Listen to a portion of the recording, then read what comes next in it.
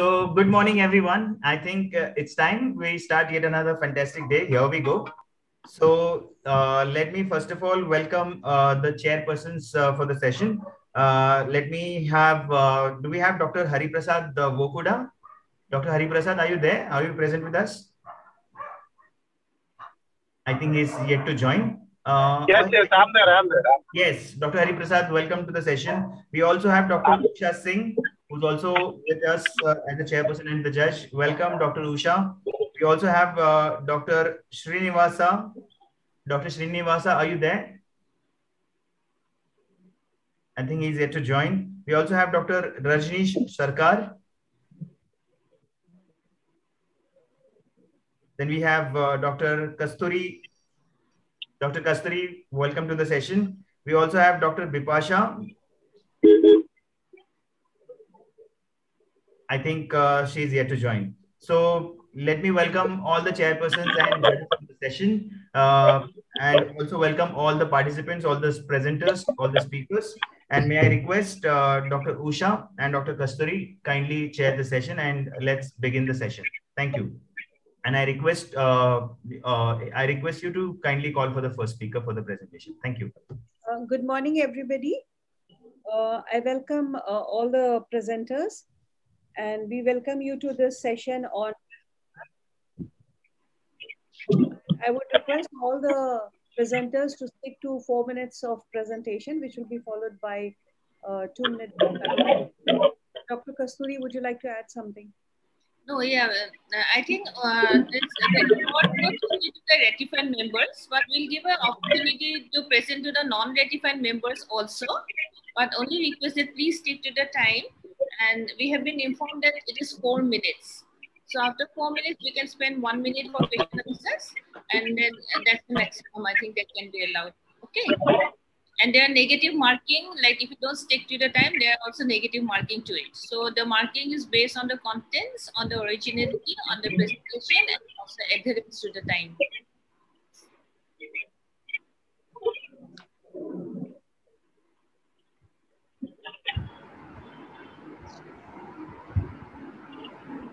Should we start, Usha?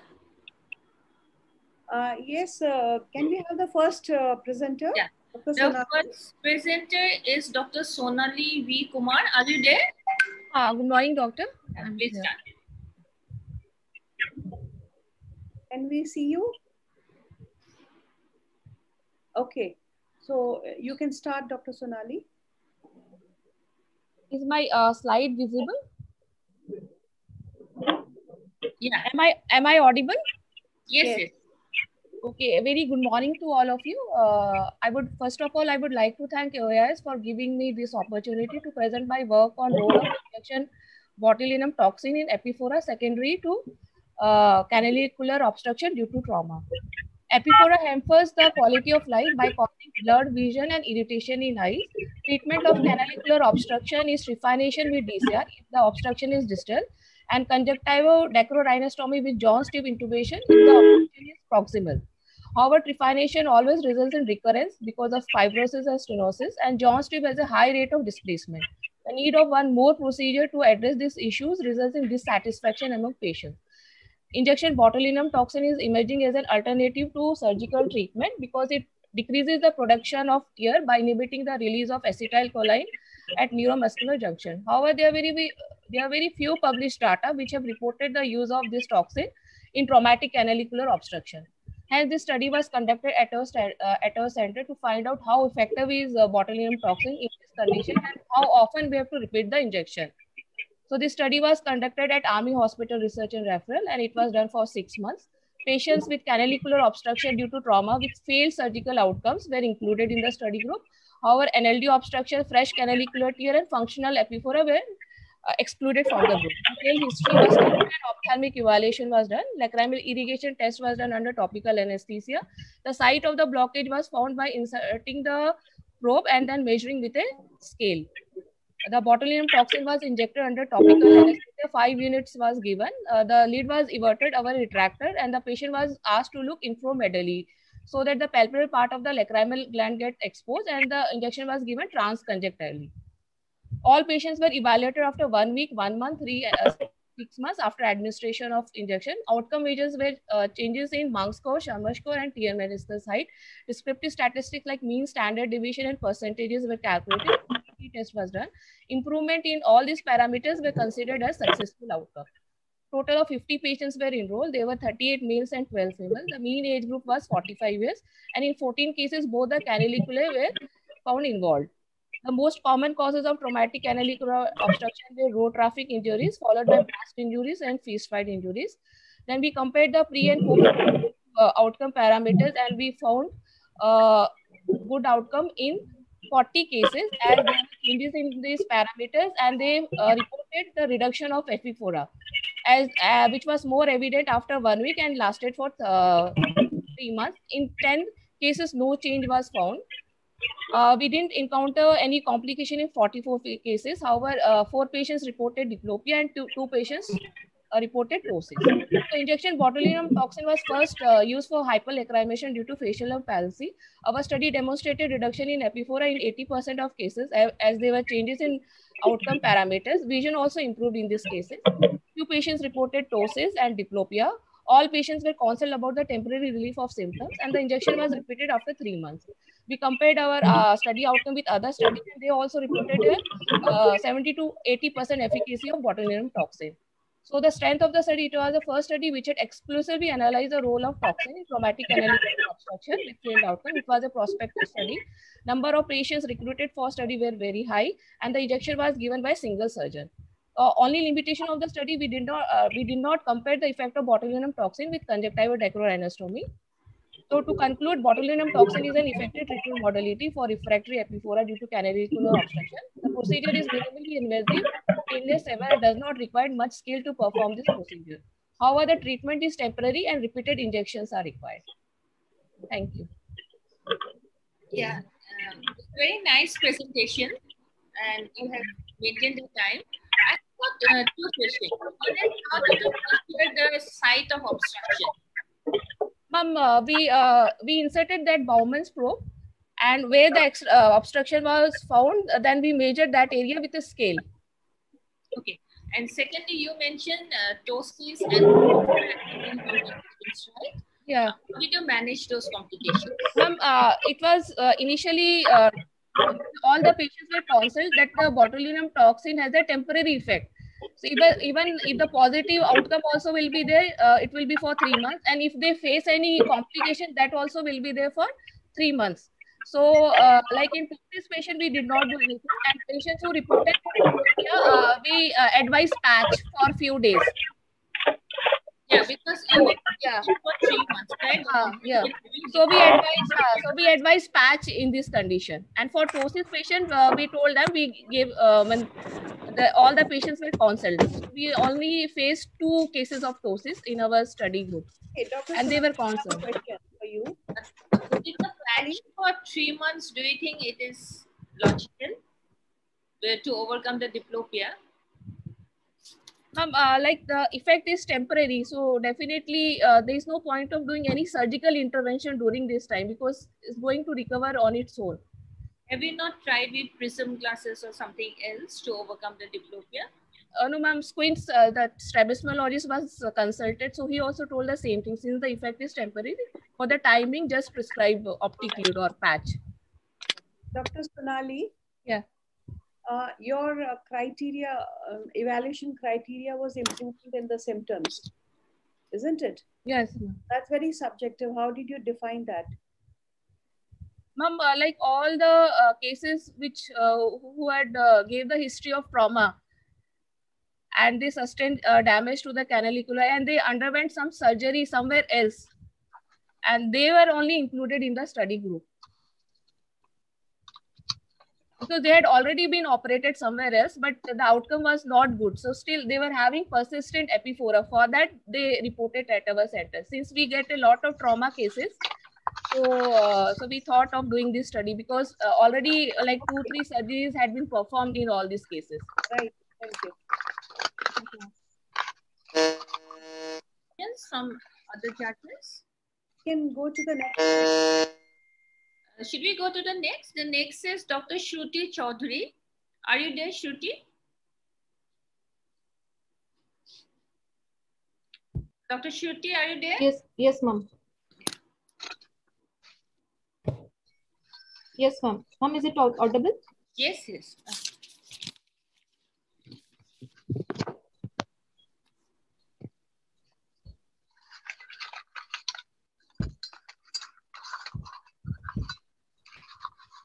Yes, Shruti, please go ahead. Okay, before Dr. Shruti starts, I request rest everybody else kindly keep yourself on the mute. I think some disturbance is happening. So please ensure that you are on the mute apart from the speaker. Everyone, thank you. Okay, good morning. My topic is old still the gold, comparative study of 3DCR techniques. No financial interest. Dextrosistosrhinostomy, which is a standard procedure for the treatment of acquired nasal lacrimal duct obstruction, in which we create an anastomosis between the lacrimal sac and the nasal cavity, and thereby bypassing the occluded nasolacrimal duct down the stream. My aim of study is to compare the external DCR, the endonasal endoscopic DCR, and the DCR with the sac implant in cases of chronic dextrocystitis due to the nasolacrimal duct obstruction. Study design is a prospective interventional study done in the eye and ENT OPD of MGM Medical College, Indore. All the patients with an LD obstruction who came to the ENT and eye OPD within the age group of 18 to 70 years were included in my study, whereas the patient with acute condition, the post-traumatic bone deformity, the fibrosis, malignancy, or any bleeding disorder were excluded from the study. All the participants which are included in the study underwent the complete anterior segment evaluation in the slit lamp. Regurgitation test was done, lacrimal sac syringing and probing, and the routine blood investigation, imaging studies, dextrocystography, X-ray PNS, all and ENT evaluation was done. Then the patients were randomly divided into 3 groups. Each group contained 20 patients. All the 3 groups underwent respective surgical procedure, and after the procedures, follow-up was done on the day 7, 15, 30th, and after 3 months. The first group underwent the standard procedures of external DCR, endoscopic DCR. The DCR with the implant group, under the local anesthesia and without nasal packing, skin incision and exposure of sac were carried out, which is similar to the that of conventional DCR, except the incision size was kept small and the MPL ligament was not cut. After the exposure of the sac, a vertical 4 mm incision was made on the anterolateral wall of the sac. Then a mastoid gouge of 3 mm diameter was then passed through the opening of the sac to perforate the posteromedial wall of the sac, the lacrimal bone, and the nasal mucosa all together, and entry is made into the medial meatus. This newly fashioned ostium was then painted with 0.04% mitomycin for 3 minutes. The sterilized implant is then mounted on the introducer and is introduced through the anterolateral opening of the sac in the nasal cavity. The wider portion, that is the portion which contains the haptic, lies in the cavity of the sac, and the surgical wound is then closed in the layers using 6-0 Weitler suture, and syringing was done. The result I obtained is the demographic data shows the maximum incidence seen in the 4th decade. There is a female preponderance of chronic dextrocystitis in all the age groups. The incidence of intraoperative complication, that is the excessive bleeding and the difficulty in localization of sac, is seen less in case of endoscopic DCR when compared to external and implant DCR. And the postoperative complication like periorbital swelling, periorbital pain, the epistaxis was nearly same in all the groups except the suture abscess, which is not seen in endoscopic DCR as it is a sutureless surgery. The anatomical success rate at the end of 3rd month was achieved in 90% in case of external DCR, 80% in endoscopic DCR, and 95% in case of implant DCR. There was no statistically significant difference regarding the anatomical success rate, and the p-value was 0.3644. The demographic data on the complication was in correlation with the studies done by the Doyman et al. And the Duke Elger, whereas the duration of surgery, the average duration of surgery was more in external DCR with mean of 74.5 minutes in comparison to endoscopic DCR, and which is endoscopic DCR, which is 74.5 minutes and 28 minutes in case of implant DCR. This is statistically significant by using one-way ANOVA test with the p-value of 0. In our study, the external DCR had a success rate of 90%, endoscopic 80%, and 95% in DCR with implant with p-value of 0.364. Although it is the difference was not statistically significant, yet reported success rates are in the literature correlates with our study. So my conclusion is endoscopic DCR has an advantage of no cutaneous scar, less intraoperative bleeding time, also simultaneously aligned. allowing the correction of any intranasal pathology, but it is having some disadvantage like expensive instrumentation, risk of complication of anesthetic drugs. Whereas the implant DCR has an advantage over both external and endoscopic DCR due to less post-operative time, short learning curve, and long-term patency of ostium. Also having advantage over external DCR like small incision size, less intraoperative bleeding, no requirement of nasal packing, no cutting of MPL. So my take-home message is, although success rates of all the surgeries are comparable, so the choice of surgery should depend upon the patient preferences, availability of resources, and surgeon expertise. Thank you.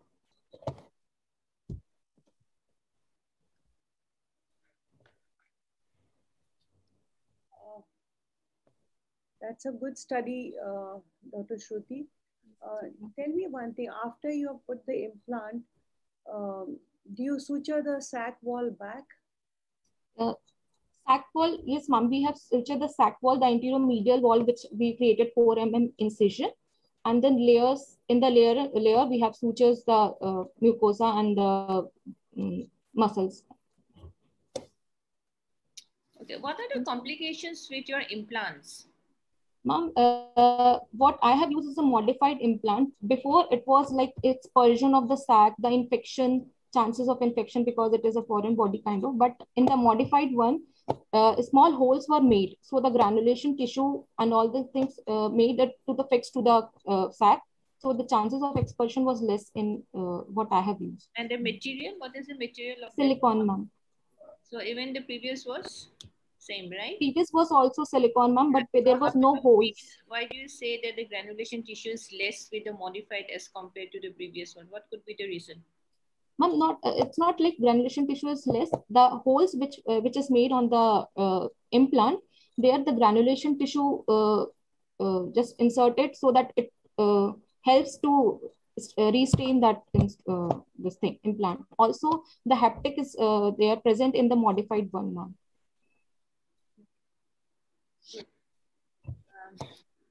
Mr. Vinod, like when you click the timer, no, is it at the end of 4 minutes or just 1 minute before, like at the end of 3 minutes? I'm not getting you, ma'am. Yeah, will you please you're giving the timer sound, right? Is it at the end of 4 minutes or at the end of 3 minutes when the presenter has got another 1 minute to wrap up? We are giving it at the end of 4 minutes. I mean, after the buzzer, maybe the presenter can finish in next 30 seconds. They can conclude it.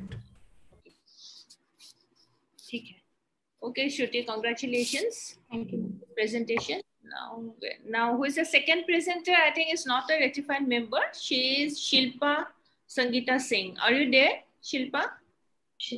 No, ma'am. I have to present. I am the presenting author, Dr. Pallavi Purnima Singh. Okay, but I think that Dr. Pallavi, the name is not there. There are only, it is free paper number 443. Am I right?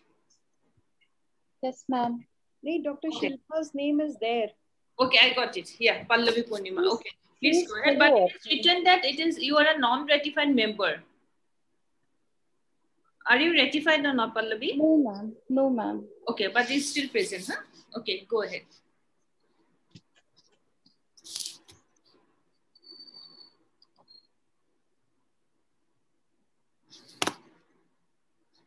Pallavi, please start your presentation.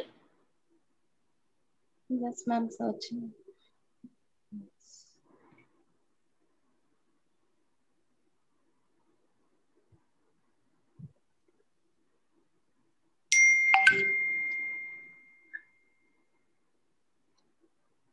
Are you getting a presentation, Pallavi? So, Okay. Kasturi, we mark for Pallavi or for Dr. Shilpa? No, we have marked for Sonali and Shruti, and I think Pallavi is a non-ratified member, so we cannot mark. But her number. Presenting author should be a ratified AIOS member. But her number is written over there, P23642. That is even I am confused, but it is written that she is a non-ratified member. No, so the marks have to be given to whom? Who will be the presenting author now? Shilpa or Pallavi? It's Pallavi. Pallavi, are you a ratified member? No, ma'am. I think nowadays they give some provisional number, right? You'll be ratified in this. Yes, ma'am. Yeah. Anyways, we'll give the marks, let them decide. Okay. Yeah. Please start your presentation. If you're not done, we'll call the next one so that by the...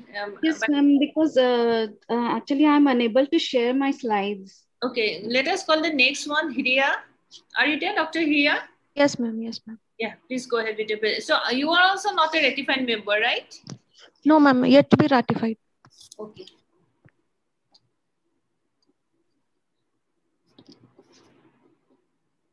Yeah, please start. Are my slides visible? Hello? Yeah. Yes. Okay.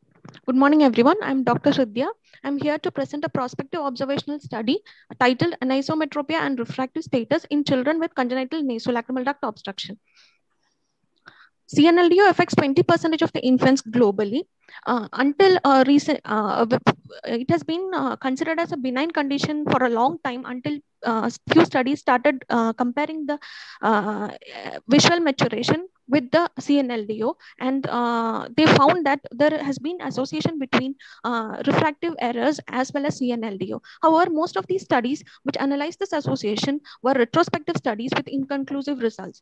We conducted a prospective observational study with the primary objectives to assess the refractive status and prevalence of anisometropia in children with unilateral and bilateral CNLDO, and with the secondary objectives to assess the association between age at presentation and refractive status, and to find the risk of amblyopia in the study population. Materials and methods. The study was conducted in the Department of Pediatric Ophthalmology at Aravind Eye Hospital, Tirunelveli, from November 2017 to May 2019. Children of age 2 months and above with both unilateral and bilateral CNLDO were included. Clinical examination, like with visual acuity by age-appropriate method, cycloplegic refraction, slit lamp examination, RHO plus and FTTT were done. The children less than 1 year were started on lacrimal sac massage, while those above 1 year of age were advised probing. The patients were followed up for a period of 6 months, and cycloplegic refraction was done at each visit. The final refractive error was taken as the refractive error obtained from the most recent visit. Anisometropia was defined as an interocular difference in spherical equivalent of more than or equal to 1 diopter between the two eyes.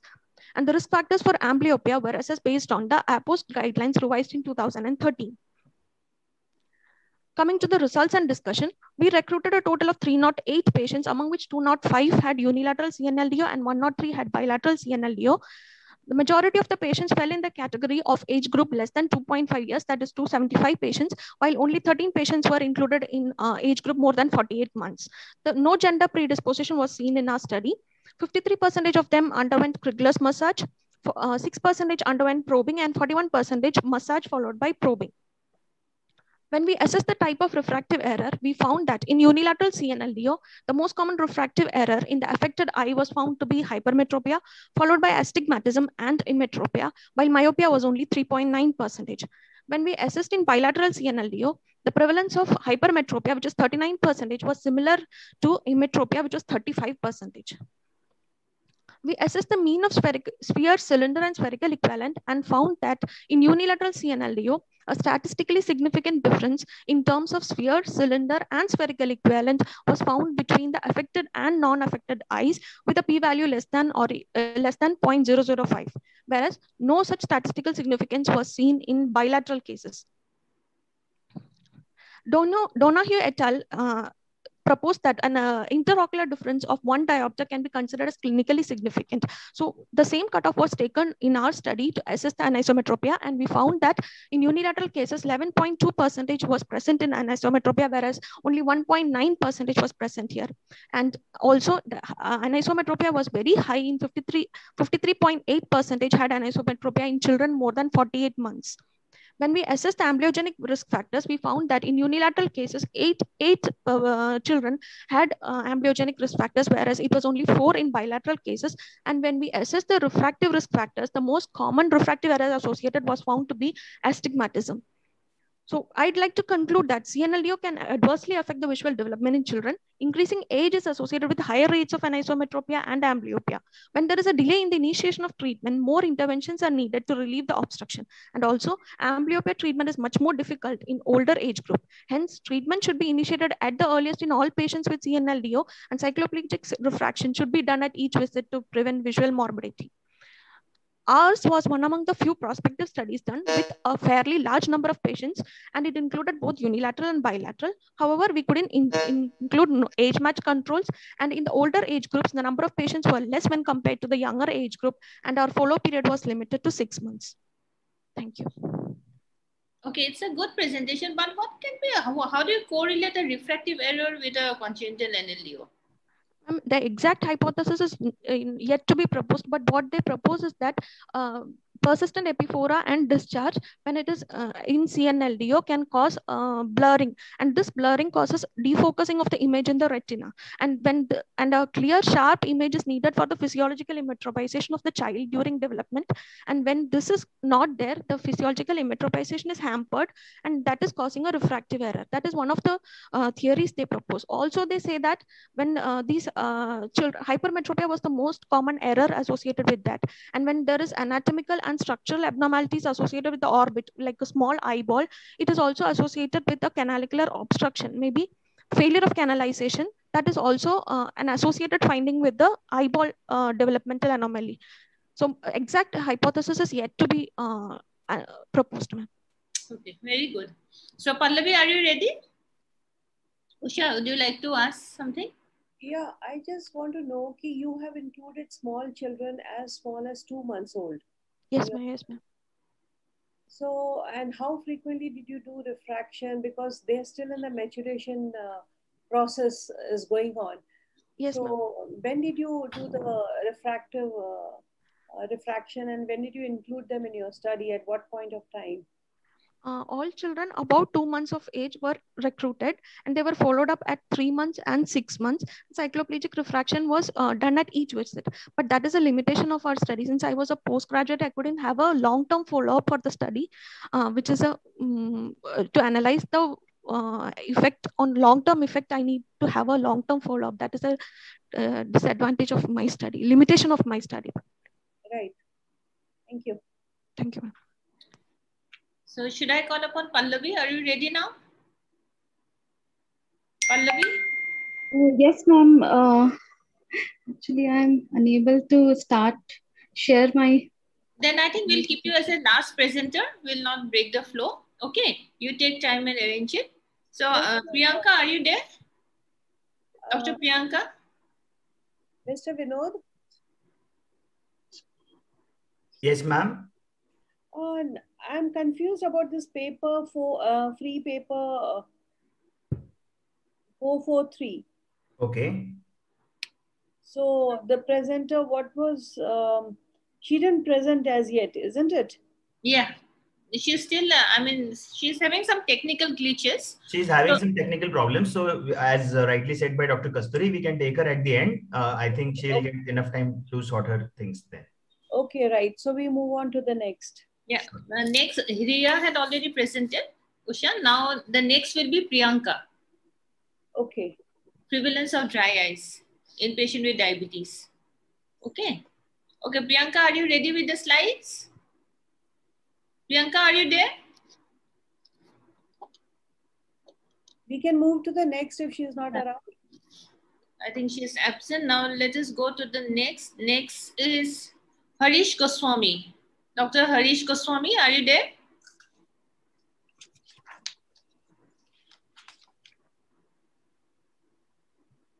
Dr. Harish? No, I think even he's not there. So let's go on to the next one. Okay. Let me write down, otherwise it will hamper. Dr. Harish is not there. Ankita Bhattacharjee, are you there? Dr. Ankita? I think she's there. She's there? Yes, ma'am. Okay. Please start with the presentation. Are you able to see my presentation and am I audible? You're audible, but your slides, right now they are visible. Can you go to slideshow? Yes.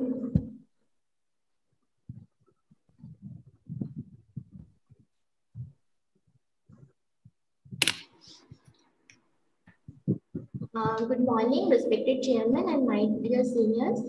I'm Ankita Bhattacharjee. Today my topic of presentation is to compare efficacy of external dacrocystal rhinostomy with and without celastic tube. No financial interest. Chronic necrocystitis is usually a condition which is secondary to NLD obstruction. NLD obstruction occurs because of various causes: inflammation, traumatic, neoplastic, radiation exposure, and mechanical. Patient suffers from epiphora discharge and swelling of the lacrimal sac, which is both annoying to the patients functionally and socially.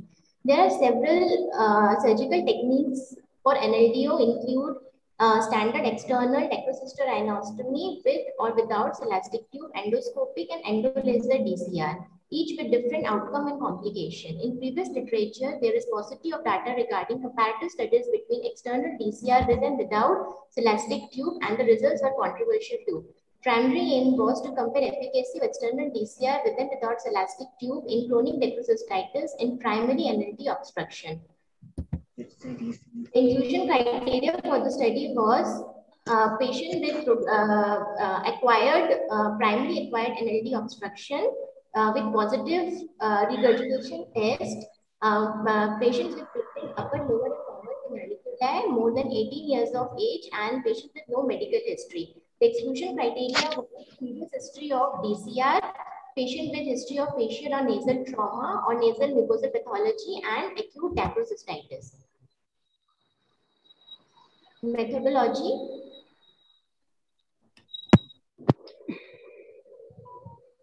The longitudinal comparative and prospective study was conducted at the premises of North Bengal Medical College. Total 60 patients were randomly divided into Group A, DCR with tube, and Group B, DCR without tube. All patients underwent detailed ophthalmic and systemic examination, and all the surgeries were performed by a single surgeon. So this is the celastic tube we inserted with stainless steel probe and inert silicone tube. The celastic tube was introduced into the upper punctum. One end was introduced into the upper punctum and the other was introduced into the lower punctum, and then passed through the rhinostomy site and nose and tied inside the nose. The patients were followed up after 1 week, 6 weeks, 3 months, and 6 months.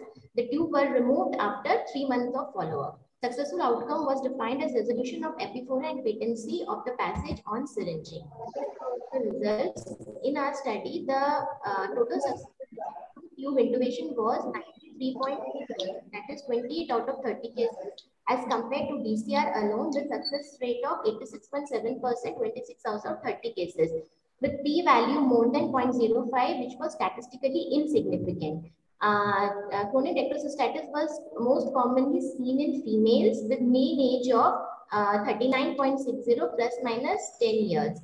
So here are the graphical presentation of the final outcome and final outcome. So the most common causes of failure of our study was common canalicular obstruction.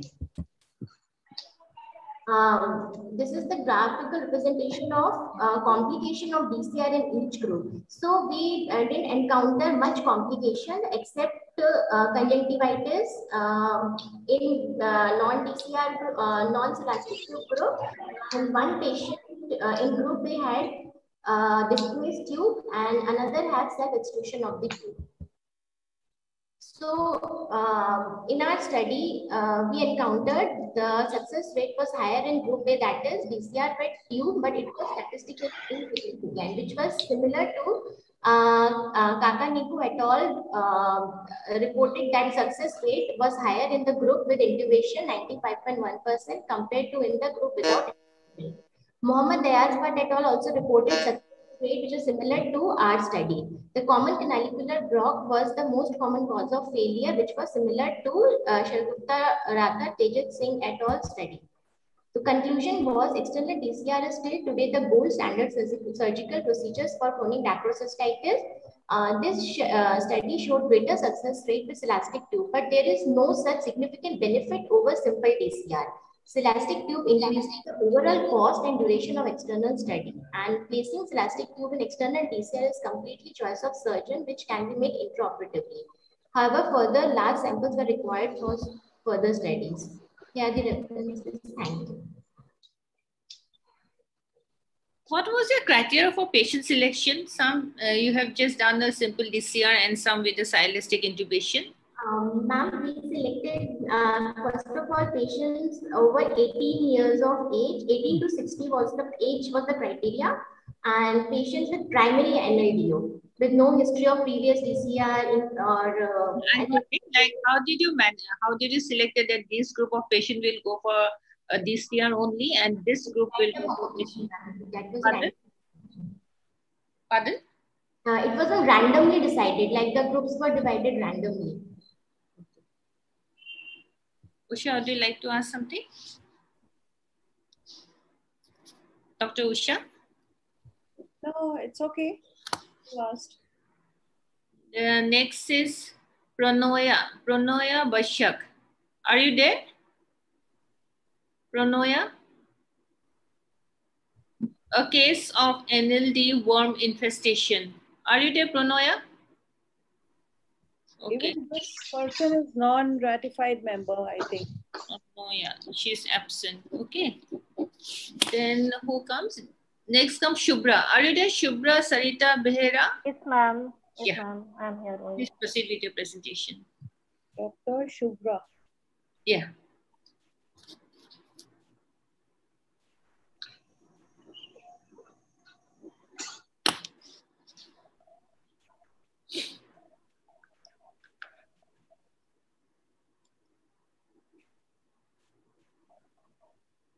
Please go to slideshow, Dr. Shubhra.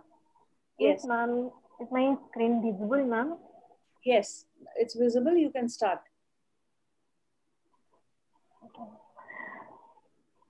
A very good morning to all of you, esteemed judges. Today I am going to present a case on DACREF, which is a rare clinical entity. Lacrimal gland ductal cyst, also called DACREF, is a rare cystic condition of the lacrimal duct, which is a retention cyst results from the loss of ductal contractility and distension of the ductal valve.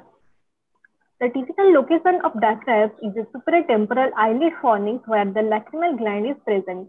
The classification of DACREF is based on its location as follows: palpebral lobe cyst, simple DACREF, orbital lobe cyst, cyst of the accessory lacrimal gland of Cruz and Olfring, and cyst of ectopic lacrimal gland.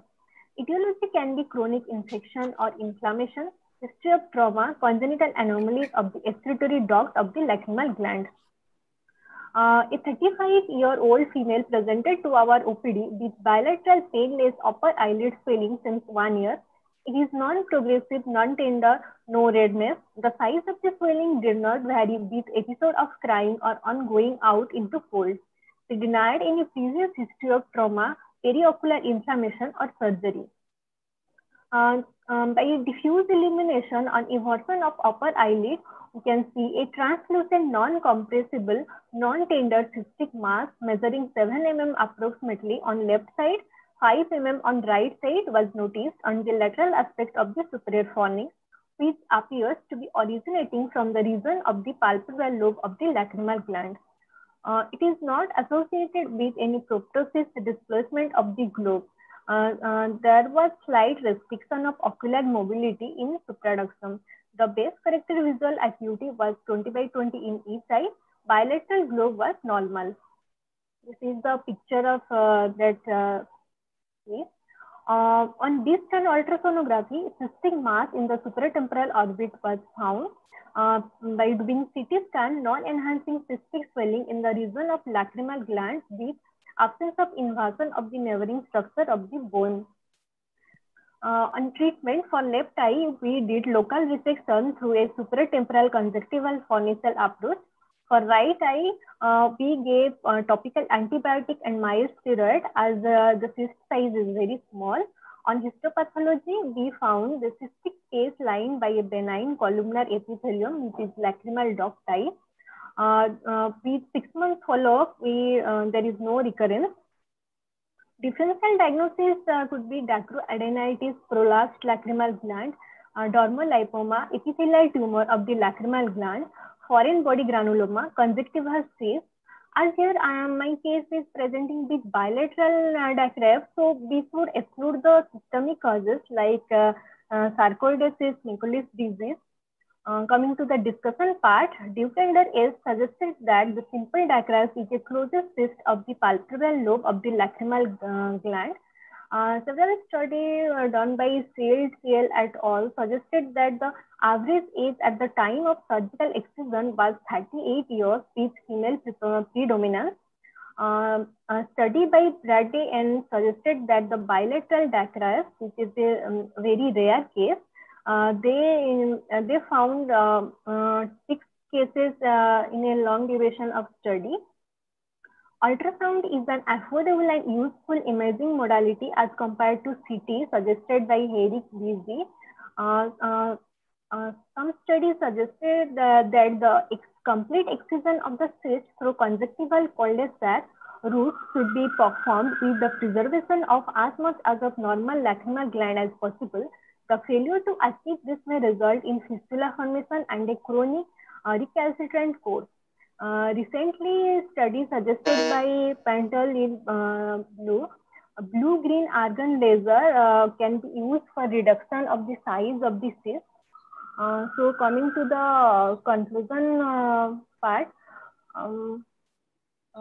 simple dacrys is an easily recognized clinical entity. Here we can see bilateral dacrys, which is a rare case as compared to unilateral dacrys. So,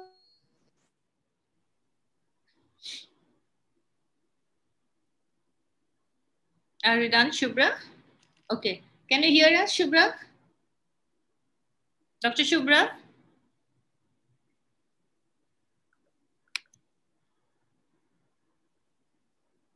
Dr. Shubhra, can you hear us?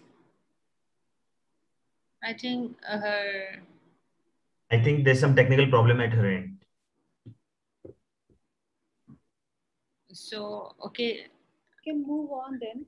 Yeah. Next, there's a last now. Dr. Anil Kumar Ghanta, are you there? Dr. Anil? Yes, madam. Yes, yes. Please present, huh?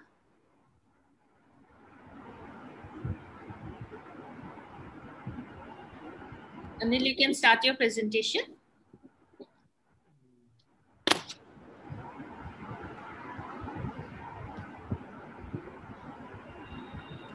You go to the share screen button below.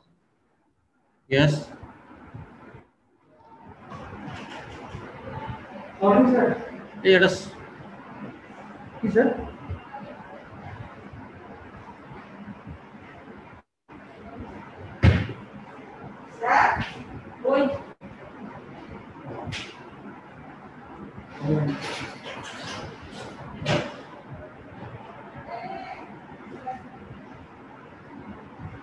Please go on the slideshow.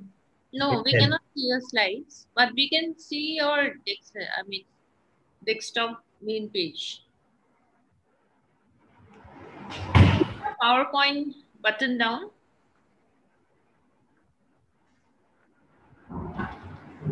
Mr. Vinod, can you guide him? Yeah. Yes. Dalchand bhai, आप हो? उनको guide करना please. Yeah, now you go to the main slideshow. Just go. Your PPT is open. Yeah. Yeah, share screen. Yeah, go to the. Go to the full screen. Full screen. Full screen, yes, sir. No, go to the square. Next to the cross. No. Not this. One in the center, sir. One in the center, yeah. The box the minus and the cross. The downside, down. No, above the cross, just to the left. Sir, right at the top, right at the top, right side. Top right side corner on the top. Yeah. Can you see one cross? Can you see the cross? Not this, on your PPT. Yeah, Anil, wait. Go to the top of your presentation. The small presentation you have opened. Keep where is your cursor? Yeah, keep moving your cursor up. Keep going up. No, don't up. Yes. Put your cursor up. More further up. Keep going up. No. Just go straight up. No. Yeah. Now can you see that above it there's a minus, there's a square and a cross button? Above that, where it is written outcome of external DCR. A slideshow. Yeah, you go there. That will also do. Press the from beginning. Right on the left side, sir. Extreme left. Can you see from the beginning? Yes. Yes. Yeah. Okay, Well now done. start. Yes. So my presentation is on outcome of the external diagnosis to rhinostomy, that is DCR operation for primary acquired nasolacrimal duct obstruction. Primary acquired diagnosis is the most common cause of epipura in adult life. Treatment of choice is the diagnosis to rhinostomy operation. Diagnosis to rhinostomy operations done in various routes and that showed difference in outcome. External DCR, that is conventional DCR, although time consuming, is a better choice with satisfactory outcome in comparison to the other methods. It could be the best choice in eye care center with poor infrastructure. So my study was done to analyze the outcome of external method of DCR operation in a tertiary level eye care center, peripherally situated government level of medical college. The present study was done in government level of medical college in Eastern India. This was a retrospective study with records of 70 patients who underwent external diagnosis to rhinostomy operation for 73 eyes during the period from January 2017 to December 2019. That is for period of 3 years. Only the acquired cases of chronic diagnosis with obstruction distal to the lacrimal sac were included in this study. Cases with follow-up period of less than 3 months were excluded from the study. The operation was done by a single surgeon under local anesthesia. Postoperatively, syringing was done after 1 week, 2 week, 4 week, 12 week, and then after at the interval of 3 to 6 months. Cases with disappearance of epipora and good patency on syringing were considered as successful outcome. In our study, male-female ratio was 3:32. Mean age of the patients was 38 years, ranging from 13 to 70 years, and all the patients belonging to the financially poor family. Mean follow-up period was 6.9 months, ranging from 3 to 34 months. Right to left eye ratio was 53:20. 3 patients were operated in both the eyes. Epipora disappeared with no regurgitation in syringing in 83.56% on primary operations. The operation was repeated once in 5 eyes of 4 patients, of which 3 cases showed restoration of the patency on syringing. This is the male-female ratio. Mostly the female right eye less than the left eye, right eye more than the left eye, sorry. Success and failure, success rate in our series is 84%. So various authors reported success rate in external DCR in case of primary acquired nasolacrimal duct obstruction ranging from 70 to 94.6%. Some authors have compared the outcome of external DCR and endonasal DCR, mostly showing better success rate in the former. Guy, J. Ben, Simon et al. Reported better outcome in endonasal than external DCR for acquired nasolacrimal duct obstruction. Another author reported 82.8% success in external DCR. Our study showed 83.56% success after average follow-up of 6.9 months. So to conclude, external method of DCR operation is not only cost effective, but also could show a remarkable outcome. It might be a good choice in any institution, even with minimal infrastructure. Thank you.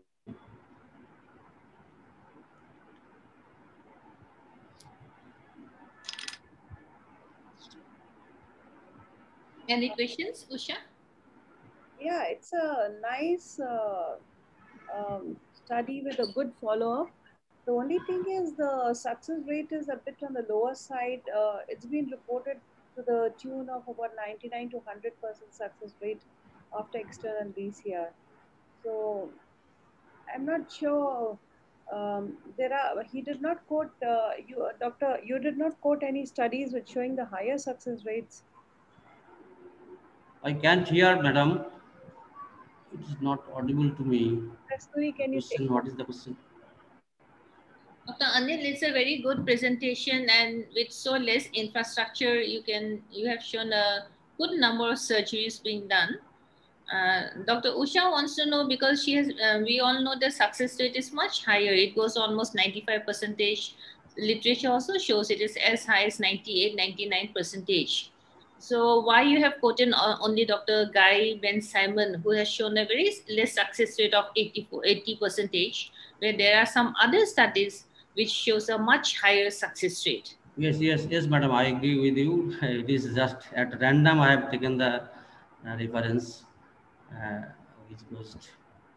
And why do you think that your success rate is 84%? What could be the cause as compared to other studies showing a higher success rate of 95 to 98%? Like, actually, I like to highlight that even in the low state setup, poor setup, we can do the DCR operation in this scenario, because most of the senior consultants are very much reluctant to do these procedures nowadays. So we can do it to get the average success rate. For this, I have done the operations myself in this setup. And that is the reasons for failure in your cases, 16% cases? Madam, I can't hear you. What are the causes? What are the causes of failure? 16% had a failure, and you had to repeat it, right? So what are the causes of the failure? In most of the cases, I've seen that there is some obstruction in the ostium due to fibrous tissue development, fibrous tissue growth, mostly. Congratulations! It is very nice that with so less infrastructure, you are doing DCR by yourself. Okay. So any more questions, Usha? No, that's it. Okay. Now again, we can go back to Pallavi. Ma'am. Pallavi, you have not yet presented, right? Yes, ma'am. Are you ready with your slides? Could you manage? Yes, ma'am. Yeah.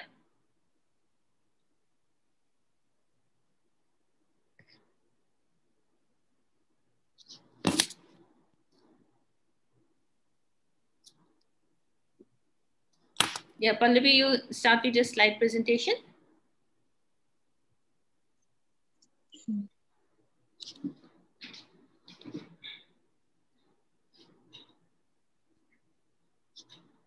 Dr. Pallavi, are you having any trouble? Do you need any help, technical help? It is not getting shared. You have to. Are you doing it from your laptop? I was trying from my laptop, then I logged into my mobile because it is not getting there. So okay. I logged. Let me do one thing. Dr. Kasturi, do we have any other presenter left? Yeah, because some Dr. Priyanka, are you there? Dr. Harish? Priyanka is not there. Priyanka. Dr. Harish, are you there? I think these two are absent, Priyanka and Harish. Okay, and what about Pronoya? Pronoya Bashya? Even he is absent? Yeah, I think these three are absent. And Dr. Ankita? Ankita presented? She is presented, correct. Yeah. Ma'am, I think one of the speaker during half of our presentation, I think there's some technical problem, right? No, that was at the end. We could make only the concluding slide, but we could see the slides. Yeah. I think that was Shubhra. So what do we do? Pallavi, is it okay for you? Or why don't you send your presentation to... But anyway, you are a non-verified member, right? Yes, ma'am. Or can you send your presentation to Mr. Vinod and he can play for you? Okay, ma'am. We have 7 minutes more to conclude this session. Yeah, I think that'll be better. Yeah, you email it to Mr. Vinod, and I think Mr. Vinod can play it on your behalf. I'm in the group. I am in the group. Can I please message me mine? I'm sending my number.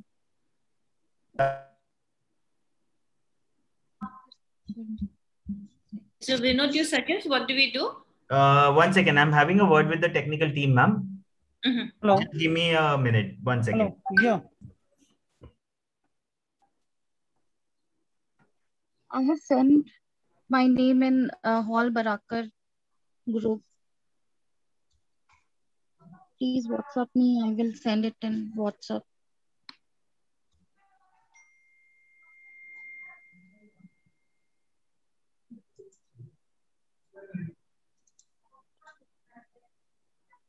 You have a helpline number, Naresh and Prashant.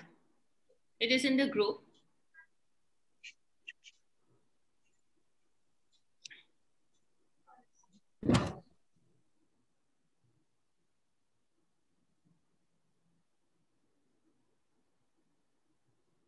Why don't you call Mr. Naresh or someone and ask if he can help you?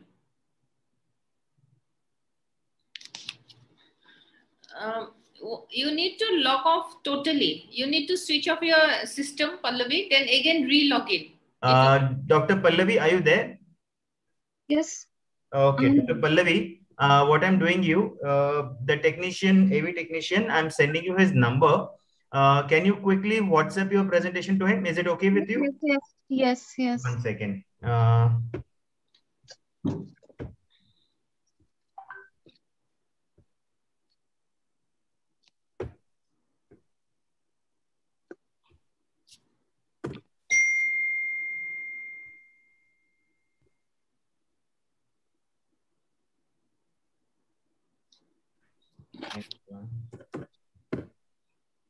You can write my number and then WhatsApp me. Hello. 1 second, ma'am. Hello. Pallavi ma'am, my number is the 9818 13 9818 1310 181072. I have also messaged it to you, ma'am. Okay. Quickly send your presentation on this WhatsApp number.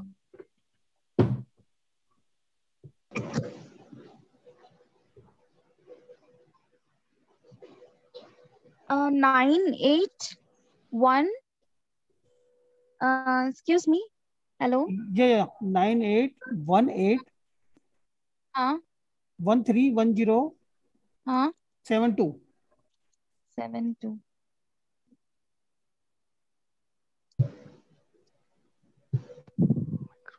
ನೋಡಿದ್ದು microphone setting. Select a microphone, headset microphone Jabra. Select a speaker. Correct? Okay.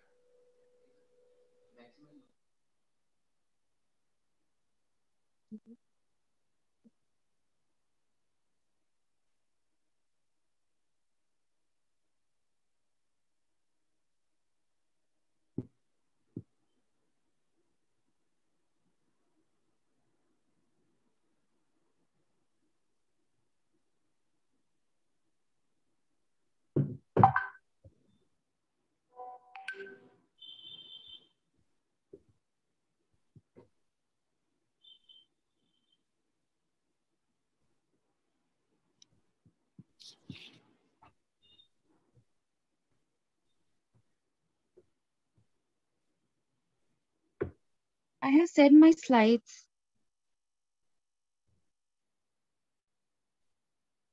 Yes, ma'am. 2 minutes.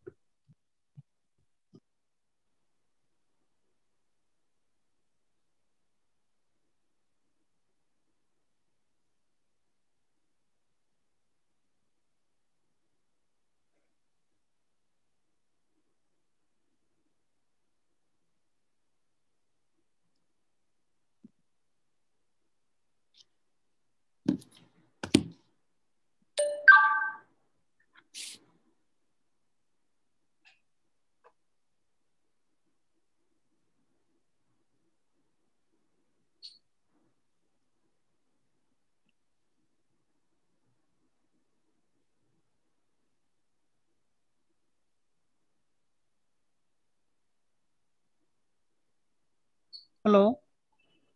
Hello. Yeah, ma'am. Ma'am, your PPT is on. Yes, Dr. Pallavi, you can start your presentation. My topic is comparative study of tear film parameters in postmenopausal and premenopausal women. Next. Mr. Vinod, can you advance the slides for her? Yes. Dry eye is a multifactorial disease of the tear and ocular surface. It has a high risk of corneal infection leading to permanent visual impairment. Estrogenic and androgenic receptors present on corneal and conjunctival epithelium and meibomian glands, and decreased androgen level excites inflammation in lacrimal gland and ocular surface, disrupting their normal hemostasis. Aim of my study is impact and association of hormones on incidence and course of dry eye syndrome in postmenopausal women as compared to premenopausal women. Next. A case control study carried out in the ophthalmology department in the tertiary care center in Jharkhand for 1 year. 105 patients were enrolled in the study consisting of 54 patients in study and rest in control.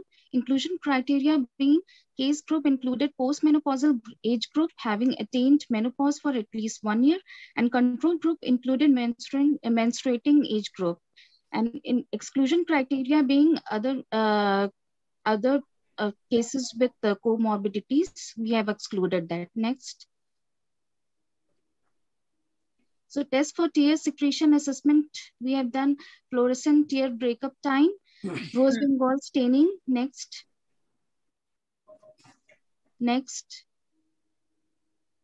Schirmer test we have done. Coming to the result, type of dry eye. It was seen that case group has 22 patients, that is 44% with mixed type, 9% had tear film instability, and rest have aqueous deficient dry eye. Next. Correlation between symptoms with menopause. Looking forward towards the frequency of symptom and maximum number of cases complain of itching, burning sensation was the major complaint in case of controls. Next. Relation between dry eye and menopause. Among patients positive for dry eye were 35 in cases and 18 in control group. Number of patients negative for dry eye were 19 in case and 33 in the control group. P value was 0.038. Next. Duration of menopause in dry eye manifestation. In this study, we did not find any significant relation between duration of menopause and occurrence of dry eye. Next. Discussion about my study. In our study, significant difference was found between incidence of dry eye in case and control group, which is relatable to the study of McCarthy Seattle and Moss et al. Concluded in their study that 67 females had dry eye, among which 48% were postmenopausal. Fair et al. Found tear deficient dry eye in 14% cases and 70% cases had mixed type of dry eye, which is similar to our study. Hayat reported poor association between symptoms and signs of dry eye, similar to our study. Next. Conclusion about my study was that difference in occurrence of dry eye is significant between postmenopausal and premenopausal group, with higher incidence in postmenopausal group. Poor association was between duration of menopause and occurrence of dry eye. In both the group, mixed type of dry eye was more common than other variants. Itching and burning sensation were most common seen in both the groups. No correlation was there between objective symptoms and signs were observed. Thank you.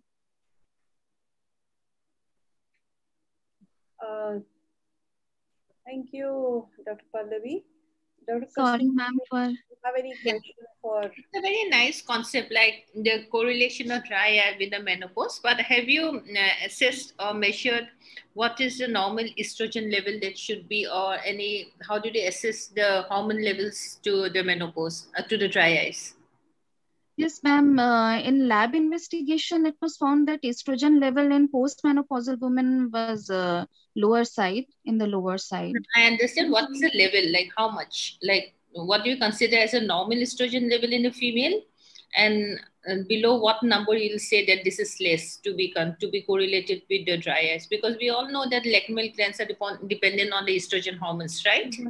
So Yes, what is the level of the estrogen hormone that you are taking into consideration to correlate with postmenopausal dry eyes? Premenopausal 17 to 200